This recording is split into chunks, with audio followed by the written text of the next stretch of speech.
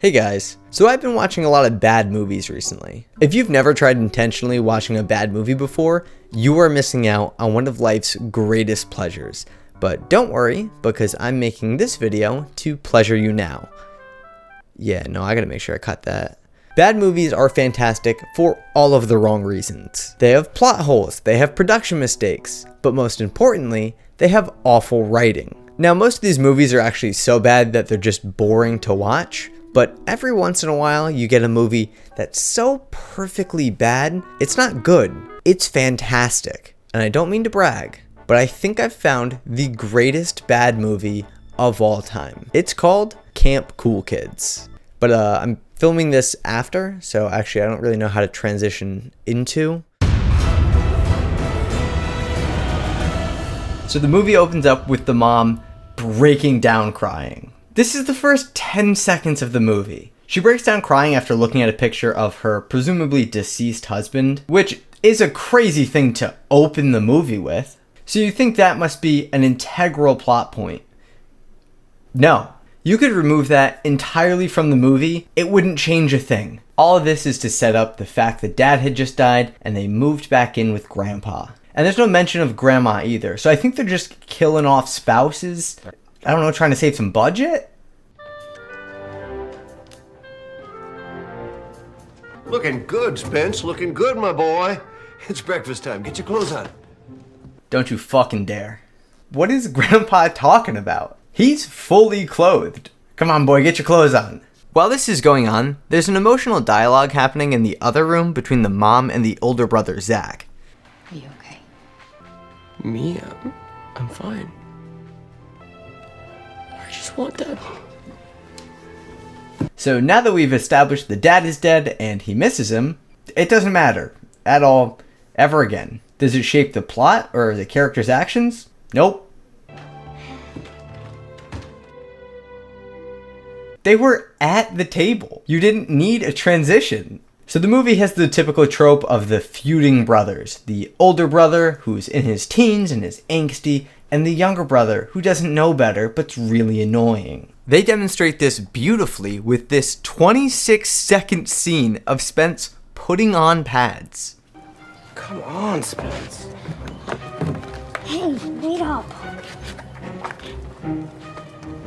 Why is the shot so long? Do we really need to watch him put all of his pads on? I think we got the point about 10 seconds earlier. One of the most noticeable things right away is it's so hard to understand Spence. Like, he just doesn't have a voice. Grandpa's safety never takes a vacation. Okay, I just looked up how old he is, and this can't be right. It says he was born in 2002. He's 15 in this movie. I thought he was 10. They had to have been worried about this because they mention it in the script. I'm worried about them. Oh, they'll be all right. I've been through so much, and Zach doesn't talk to anyone. Well, And Spence, he... just a late bloomer. So they go to town, which apparently is just an ice cream shop which everyone hangs out at. And then we meet the main antagonist, Dean, who Spence spills ice cream on, and then Dean yells at him in front of his brother. Dean, I really like the trick where you... Watch it, kid! I didn't mean to. Don't worry. I'll find a way to get you back. Just rational behavior. Oh, you spilled ice cream on me. I'll find a way to get you back. You going to Campus Drummer 2, Spaz? Windows Movie Maker cut. So Spence runs home and Grandpa's there to cheer him up because he knows just the thing. Tough day, huh? I know just the thing. They steal a boat. Norman Robertson, you have worked my final nerve. Now you get over here. Morning, Eugenia. Norman, I told you I would call the sheriff if you did this again. Aye, aye, Captain. At this point, we're about 10 minutes into the movie. Grandpa and Spence are out on their stolen boat, and then they say something a little interesting. Who was sleeping in the boat? Was it Jesus? Bingo. I couldn't tell you the last regular movie I've seen where they mention Jesus outright, but sure. Spence then gets bodied by a fish while Grandpa refuses to help him, but then miraculously, whoa! He caught the fish. That is dinner, my boy. I say, we celebrate, huh? Let's take a dip, just the two of us. In the lake? Well, unless you know better, Spot. What? Why'd you say it like that? Let's take a dip. Just the two of us. Fuck, Grandpa? Also, Grandpa, you're wearing jeans. You're rolling up your flannel shirt like that's gonna do something. You're not in let's take a dip attire at all. So the whole point of this scene was just to set up that Spence is afraid of the Loch Ness Monster, and I kid you not, it is more integral to the plot than his dad dying. And then we cut to the next scene of them saying grace, and then it's the next day and they're going to camp. It's exhausting how angsty they try to make Zach. Any question he's asked, he has an immediate escalation of a response. Where's your brother? What? Do I have to be his keeper? Hey, where's your brother? Fuck you. A side note, I love Grandpa just booking it in the background. So Grandpa goes to get Spence, who's pretending to be sick so he doesn't have to go to camp. I think I have Legionnaire's disease. Sounds bad. Must have picked it up in Africa last time you were there spreading the good news. Tough business, missionary work. So smooth, the way they plug Jesus. Aw, you're sick? Yeah, you probably got it because I was making out with that priest. Grandpa then makes yet another Jesus reference and gives Spence this secret box that he has to wait to open. So at this point, they're about to go off to camp and then, oh no, it's Dean. Hey, you guys. It's great to see you. Both. You didn't have to say both. You can be friends with just one of the brothers. That's not a weird thing. And then for no reason, the mom just decides to expose Spence's deepest insecurity. That's so nice of you to say. I know Spence was a little worried, but... And then Spence acts like an NPC until one of the counselors helps him. Hey, buddy, we're just about loaded up. You ready? Hey, what's your name, stud? Spencer. Spencer Neal. Spencer, I'm Garrett. Nice to meet you. You're gonna love Campus Truma. It is a great time. Codename Camp Cool Kids. That's the name of the movie. And then he gives Spence his new camper nickname. Hey, you definitely seem like a cool kid to me. You're just not the loud kind of cool. In fact, how about we make your official nickname Cool Cat? What do you think of that? When they get to the camp, two things happen. Another subtle Jesus reference, and then we get this awkward flirt scene. Hey, watch where you're going. Hey, sorry. Nice to, hey. Hey, yourself. So, maybe I'll see you around, or? Yeah, maybe. Okay, cool. All right. Cool. Okay. I'll see you then. Bye now. Why are you still standing there? Walk away. But then we meet the second best character in this movie, Lil Jon. Little John, this is Cool Cat. Cool Cat, this is Little John. Why Little John? Because Romeo was taken. Come on, we're in cabin 6. I'll show you around and then we're gonna meet the boys, or as I call them, the homies. All right, you see that building right there? It's the absolute most important one in the whole camp. Chapel? So Lil Jon introduces him to the boys, aka the homies, and we learn about the big fire happening that night. On the way to the fire, they run into the girls from earlier, and there's a really weird interaction between Spence and Jen, who has a crush on Spence. Hello, ladies. Hi, I'm Jed. Yeah, he was so mad about that. Are you all right? Okay. Anyway, it was nice to meet you. Even if you didn't tell me your name. Suddenly, it goes from the middle of the day to pitch black. Welcome to the annual opening bonfire at Camp Istruma. Let's get this mother crunk! I love the list of rules they have. Number 1, respect God.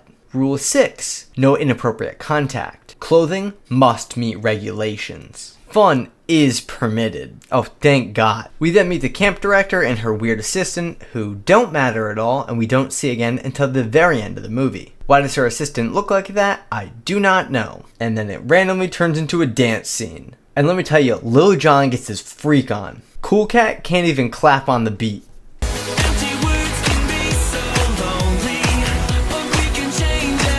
Okay! Hey, Lil Jon. Hey, Lil Jon. Bro, last night was a movie. Everybody, up, up, up. We don't want to be the last one to the swim test. Swim test? Yeah, man. I must tread water for 10 minutes and then swim across the lake.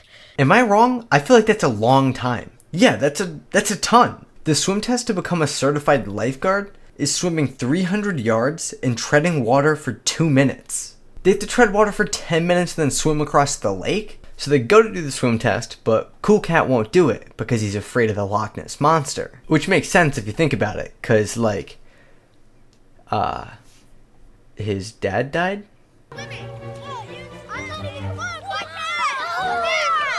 Spence?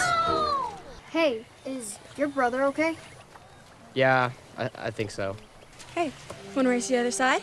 Oh, yeah, and your brother's name is Spence, right? Yeah. Is she looking at the same kid as we are? We're talking about the kid who's having a meltdown right now and is being calmed down by the counselor. That's the guy you have the hots for? The thing that's crazy about this movie is all the continuity errors. Let's continue. Hi, I'm the guy from the video. Have you or a loved one enjoyed one of my videos? Well, now you can prove it financially. I just launched my YouTube channel memberships, where for $2.99 a month, you can join my Unnamed Supporters group and get access to cool emojis, loyalty badges, and a shout out at the end of every video. Don't like me? Don't worry. You can become a hater for $3.99 a month. You'll get all the same perks, but this one's more expensive. It's a completely optional way to help support the channel beyond the normal liking, commenting, and subscribing. So if you enjoy the videos and want to help support me further, consider joining the supporters or the haters today. Anyways, back to the video. When Spence is running away, he gets stopped by the counselor Garrett. Spence reverts to his old ways and wants to leave camp all of a sudden, but now it's because of the Loch Ness Monster? I'm pretty sure the Loch Ness Monster, or one of its cousins, lives in your lake. My bad. I thought it was because he had no friends. Except that plot point got resolved 2 minutes into camp. At one point, Spence is trying to say that he wants to stay, and Garrett just won't let him say that. I'll be sure to send you a letter when I see her, because you still want to go, right? Well, maybe not. Hey, it's okay. It's okay. Look, I'd hate to see you leave, but I don't want to, like, make you feel trapped or anything like that. You just think about it. I think... Dude, big decision here, okay? Just take your time. You already convinced him. Why are you trying to undo your work? Although it doesn't matter because nothing in this movie tracks. And then we're in chapel. In case you forgot, this movie's about God. What's really confusing is throughout the entire movie, it's super hard to tell what day it is. Like, they just woke up and went to the swim test. Spence runs away, and now we're in chapel the next morning? Yeah! All right, that's a wrap, guys. Go have a great day. Come see me if you have any questions. Oh, that's a good chapel. Yeah. Hey, Spence. How do you do? It's Cool Cat, by the way. Cool Cat. Cool name. Well, I'll see you around, Cool Cat.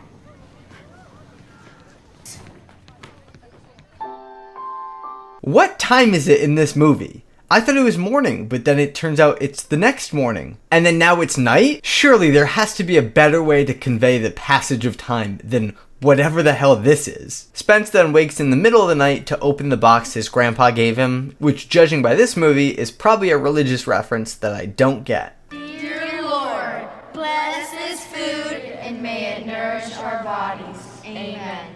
Another quick God reference, because it's been a little bit. Remember, rule number 1 is respect God. But then it breaks into an all-out food fight. Except nobody realizes that was against the rules. They clean up the mess, and Lil Jon makes friends with the chef, which is important. Later on, Dean walks up to Zach and Rosemary, who are by the fire. Hello, Rosemary. Did you say hello or jello? Oh man, Dean, you got. It's actually really funny because Jello sounds like hello, I think. And he asks her to go on a walk, but she can't because Zach already asked her. Except he didn't actually ask her. I was wondering if you'd like to take a walk with me down by the lake. Oh, thanks. That's really sweet of you. But Zach already asked me. I did? This pisses Dean off because Rosemary is his girl, and so he makes Zach promise to stop talking to her. Also, he trashed Spence's cabin because he got hit during the food fight. So at this point, we meet the greatest character in the movie. I do not know his name, but I don't think it matters. Once you have been tagged, you are out for the game. I will not be the only one watching here. So, this instructor is known for a few things, but notably it's his war cry, which he tries to get Spence to do, and unsurprisingly, he can't. I said, give me your war cry, son!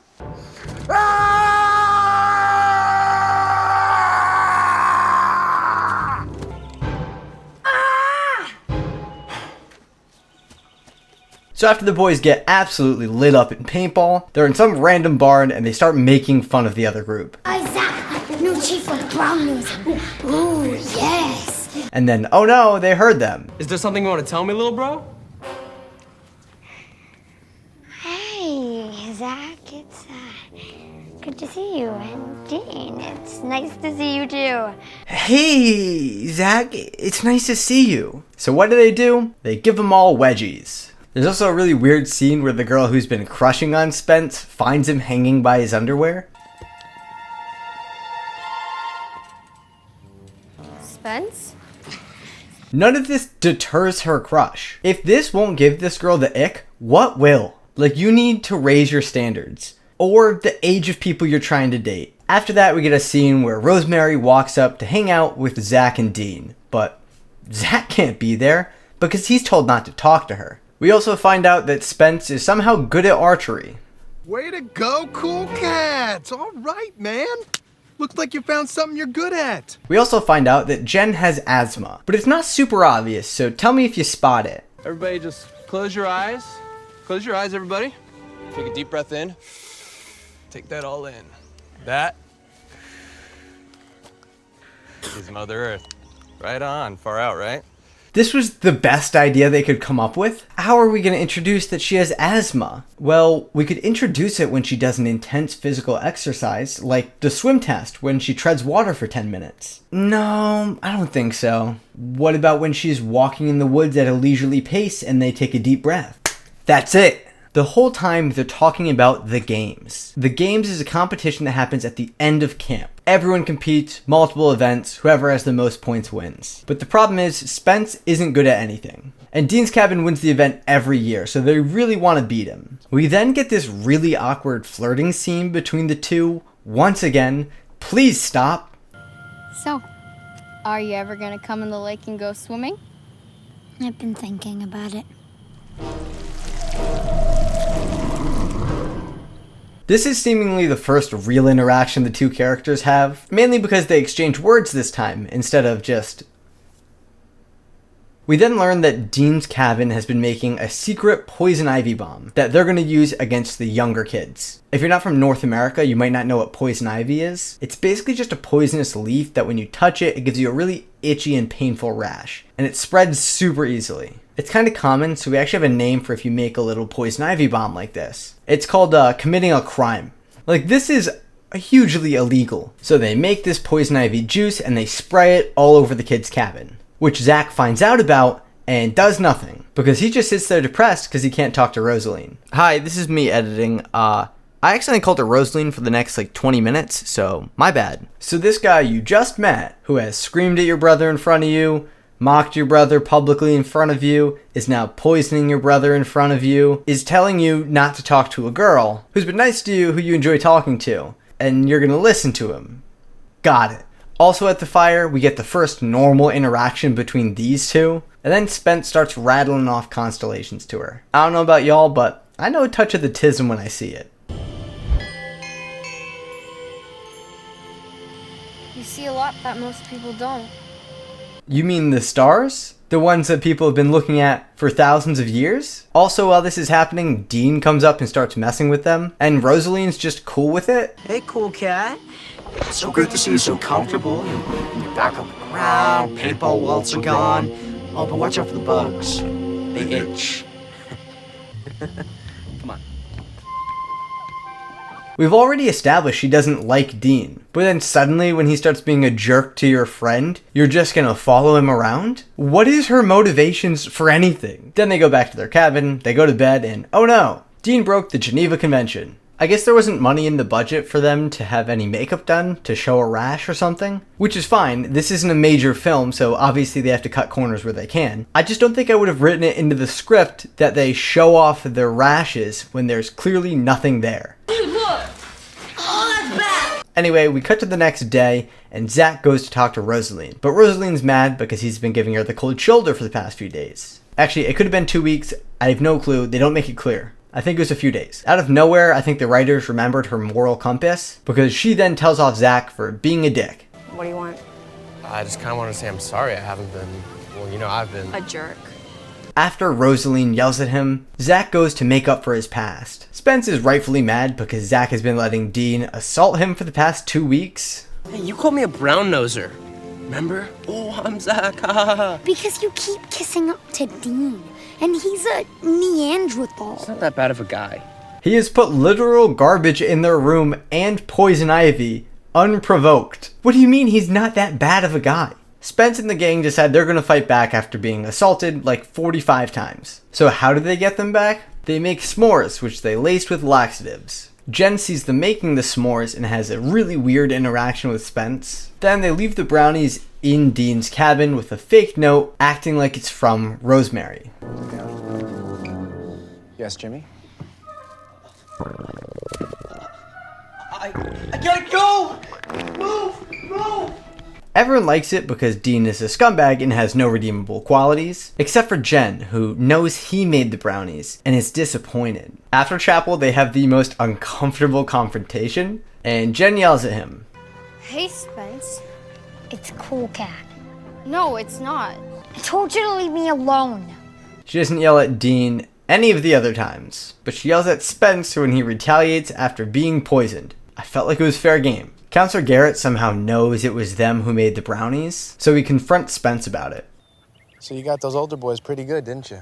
Look, not naming names, but Jen is a total narc.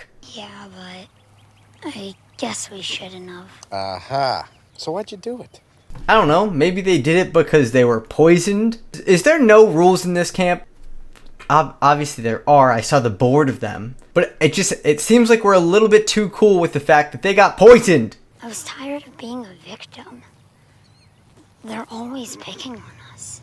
Yeah, why do you think that they're always picking on you? Are we victim blaming now? We're gonna victim blame Garrett? What were you wearing, Spence? Maybe you were asking for it. We also get this really passive aggressive walk by.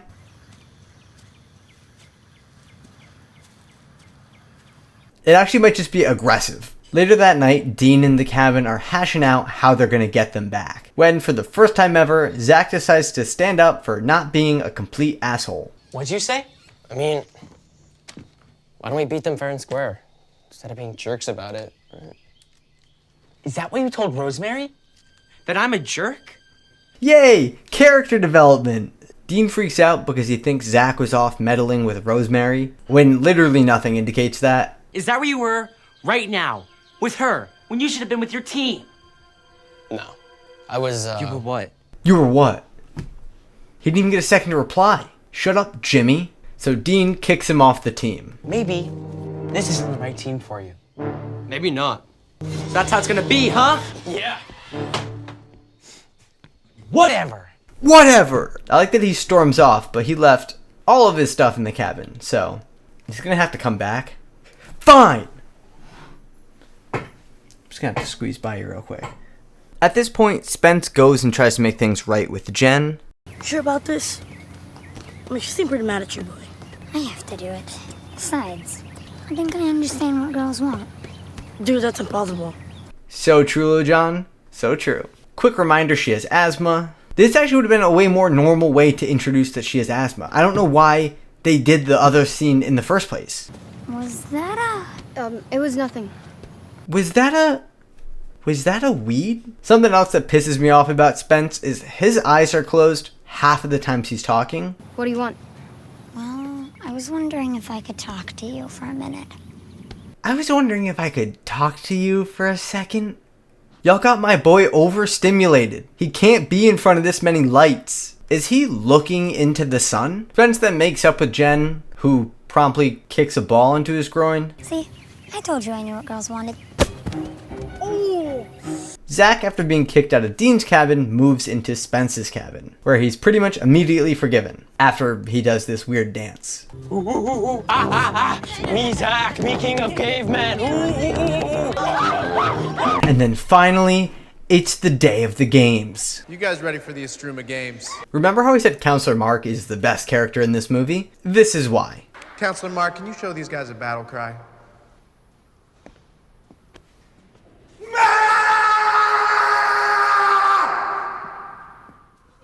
Whoever wrote him, no notes. The rest of the movie, a lot of notes. Him, nothing. Then there's a long montage sequence of all the events, and would you believe it? The armadillos are in first. That's the name of their cabin, by the way. I don't think I mentioned that yet. Hard cut to black, and we're back in the announcement hall. Here we find out that the girls' team is tied with Dean's team for second, and Zach and Spence's team is in first. But when celebrating, Jen drops her inhaler, which is important because she has asthma. Dean sees this and, like the scumbag he is, steals the inhaler. So we go to the final event, a swim relay. So Spence sits out the relay race. And as the race is going on, Jen is freaking out looking for her inhaler. And then all of a sudden, Jen is now in the water and she's racing until she starts choking?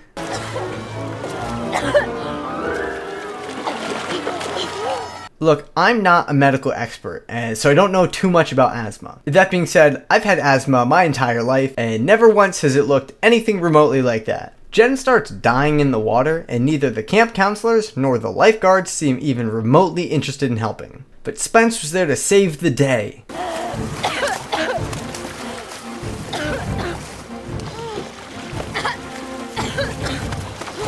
Yay, they resolved the plot point. Did you forget his dad was dead? The race is abandoned and they all go to help Jen. Except for Dean, who didn't even try to help and is pissed off when the race gets ended. Set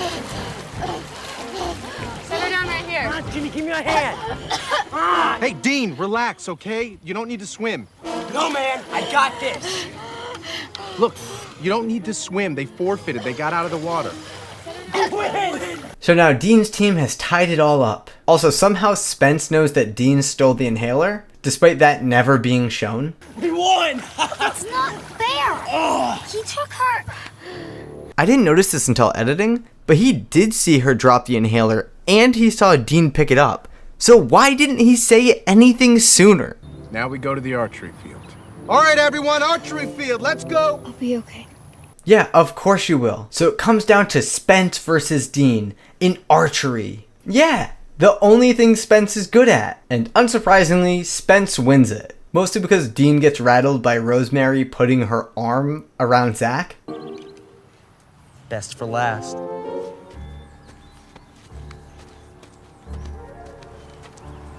Best is going last. Yep.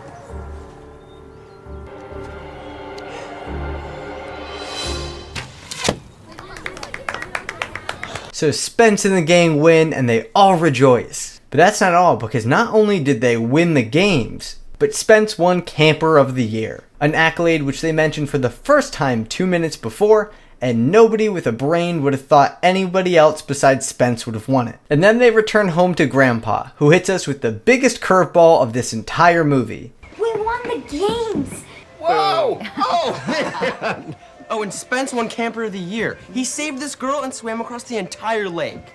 Faced your fears, huh? And met girls? Sounds like you and I have something in common. More than one thing, actually. Wait for it. Hey, folks. Hey, Spencer. Told you she was sweet on me. You wore me down. Yup, Grandpa's hitting that. Why did they include this in the movie? This adds absolutely nothing to the plot. I think the person who wrote this also wrote Mark, because chef's kiss, I love it. It adds nothing to the movie and it's absolutely perfect. And that is Camp Cool Kids. Hey, hi, I'm the guy from the intro. I told you, that movie kicks ass. 10 out of 10. I've now watched it 3 times, and I'll probably watch it another 3. These movies are actually surprisingly difficult to find, so if you have a bad movie that you love, leave it in the comments, and maybe I'll make a video on it in the future. This is the part of the video where I list my supporters, but I just announced it, so I really don't have any. But what the fuck?